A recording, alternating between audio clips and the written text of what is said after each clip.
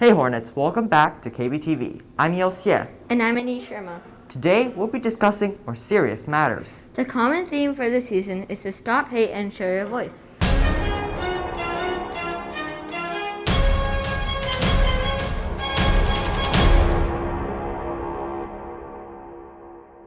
Hey, have you heard about the new transgender bills? No, I haven't.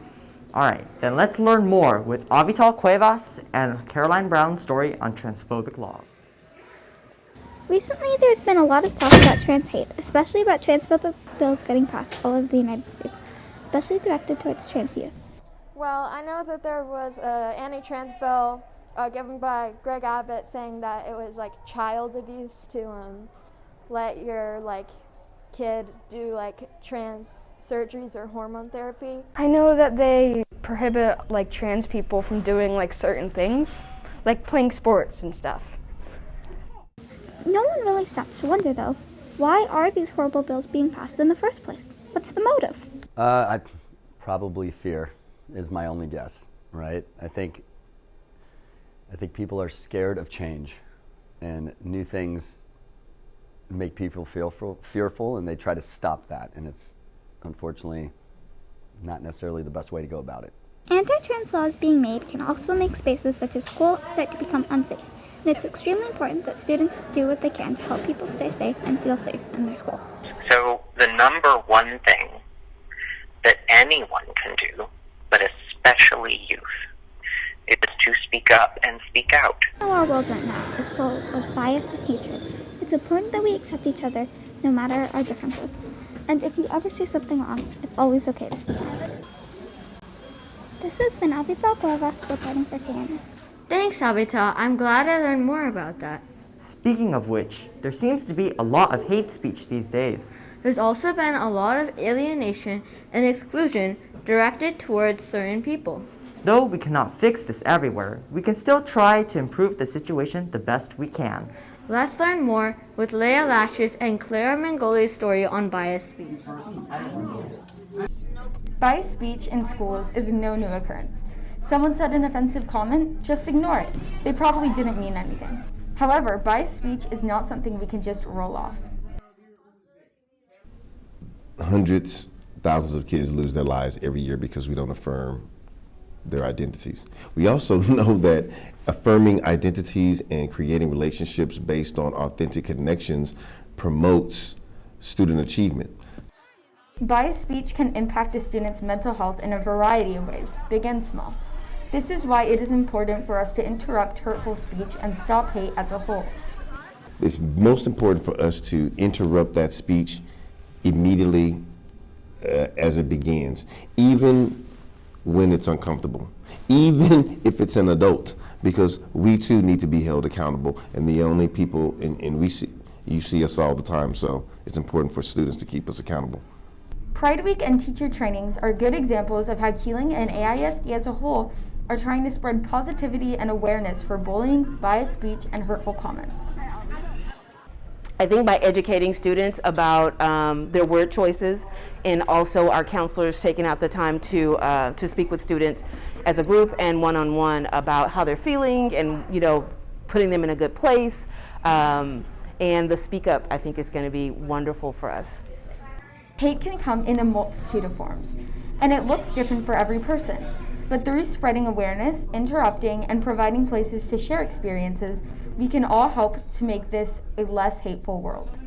This has been Leah Lashes reporting for KBTV. Wow, I didn't realize how much hate some people are getting. I've also been hearing a lot of news about the Russian invasion of Ukraine.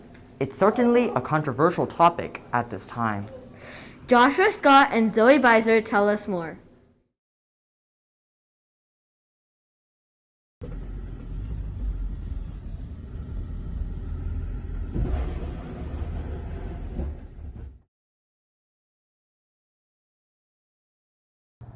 Hello, my name is Joshua Scott with KBTV. And for the last few months, Russia has invaded and destroyed many parts of the country Ukraine. People running from their homes and leaving what the people before them helped build. We have a few experts here to tell you the details of what's really going on. For most of the 1900s. When the Soviet Union fell and collapsed in 1991, 1992, Ukraine became an independent country.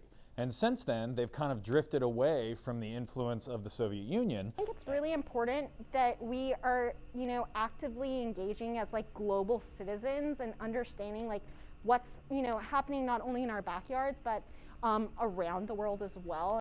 Students at least having some knowledge of what's going on is going to go so much or it's going to go a longer way in terms of, providing support just like, I guess, emotionally and mentally. It is important to get multiple views on large issues, so here's one of our very own students from Keeling. Do you think it's important that people donate and help out to the people who are suffering? Personally, yes, I do, because it's kind of like a bunch of charities, except they're at risk of being killed or murdered. Thank you, and this has been Joshua Scott from KBTV. Thank you, Joshua. I feel like that cleared up a lot. The Russian invasion is certainly a heavy subject, but there are less talked about issues too. Did you hear that a Jewish synagogue in Austin was burned a couple days ago? No, I haven't, but anti-Semitism certainly has a lot of history, and I know not many people take the time to learn about it.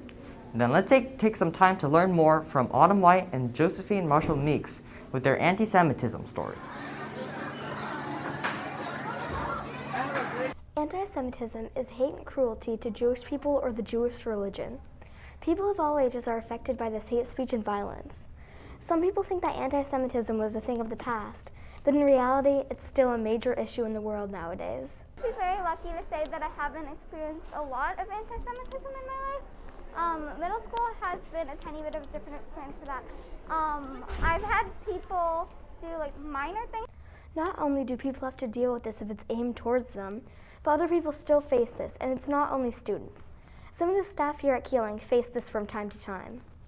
I know there have been some social or current events where anti-Semitism took place, and some students came and wanted to decompress and kind of process how they feel about it. Counselors aren't the only staff members that hear about anti-Semitism from students. Even if people aren't directly affected by this issue, they can still help give students advice. Some people they don't know what they're saying either, so sometimes if you take a moment to explain why what they said is not okay, a lot of times it's kind of a good lesson. Learning about other cultures and religions allows us to be more compassionate and spread equality to make the world a more positive place. Learning about people that are different from you makes you realize how much in common you truly have with them. This has been Autumn White reporting for KBTV. Thanks, Autumn. I definitely learned more from your story. Today, we reviewed the new transphobic laws, biased speech and its effect on mental health, the Russian invasion of Ukraine, and anti-Semitism.